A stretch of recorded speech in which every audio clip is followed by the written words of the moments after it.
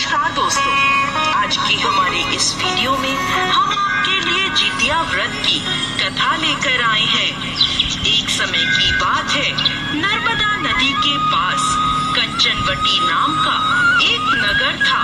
नदी के पश्चिम दिशा में मरुभूमि थी, जिसे बालूहटा कहा जाता था। वहाँ विशाल पाकड़ का एक पेड़ था। उस पेड़ पर चील रहती थी। पेड़ के नीचे एक खोखर था, जिसमें सियारन रहती थी। चील और सियारन में गहरी दोस्ती थी। एक बार दोनों ने मिलकर कुछ स्त्रियों को जितिया व्रत करते हुए देखा। तब उन्होंने यह व्रत करने का संकल्प लिया। फिर दोनों ने भगवान ज्योतवाहन की पूजा करने के लिए निर्जला व्रत रखा।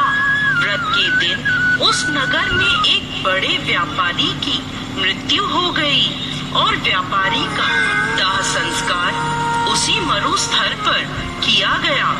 दिन बीतने के बाद जब रात हुई, तब वहाँ मौसम खराब हो गया।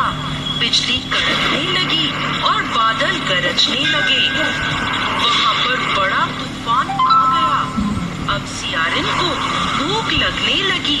मुर्दा देखकर वो खुद को रोक ना पाई और उसने व्यापारी के शरीर को खा लिया और उसका व्रत टूट गया। पर चील ने संयम रखा और नियम व श्रद्धा से अगले दिन व्रत का पारण किया। फिर अगले जन्म में दोनों सहेलियों ने ब्राह्मण के परिवार में दो पुत्रियों के रूप में जन्म लिया। चील बड़ी बहन बनी और उसका नाम शीलावती रखा गया। शीलावती की शादी बुद्धिसेन के साथ हुई। सियारन छोटी बहन के रूप में जन्मी और उसका नाम कपूरावती रखा गया। उसकी शादी नगर के राजा मलाईकेतु से हुई। अब कपूरावती कंचनवटी नगर की रानी बन गई। भगवान ज्योतवाहन के आशीर्वाद से शीलावती के 7 पुत्र हुए, पर कपूरावती के सभी बच्चे जन्म लेते ही मर जाते थे। कुछ समय बाद शीलावती के 7 पुत्र बड़े हो गए। वह सभी राजा के दरबार में काम करने लगे। कपूरावती के मन में उन्हें देखकर ईर्ष्या की भावना आ गई और उसने राजा से कहकर शीलावती के सभी पुत्रों के सर कटवा दिए और उन्हें 7 नए बर्तन मंगवाकर उनमें रख दिया और लाल कपड़े से ढककर शीलावती के पास भिजवा दिया।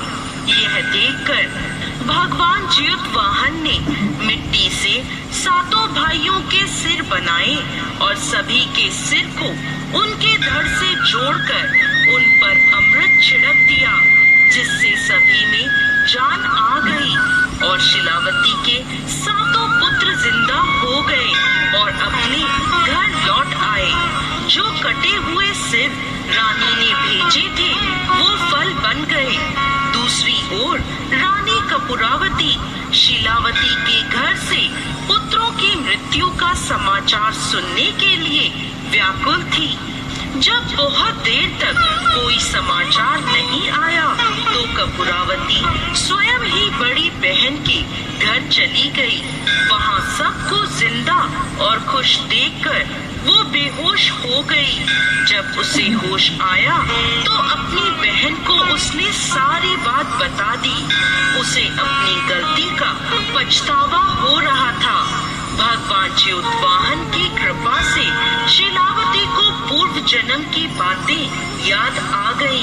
वो कपूरावती को लेकर उसी पाकड़ के पेड़ के पास गई और उसे सारी बात बताई।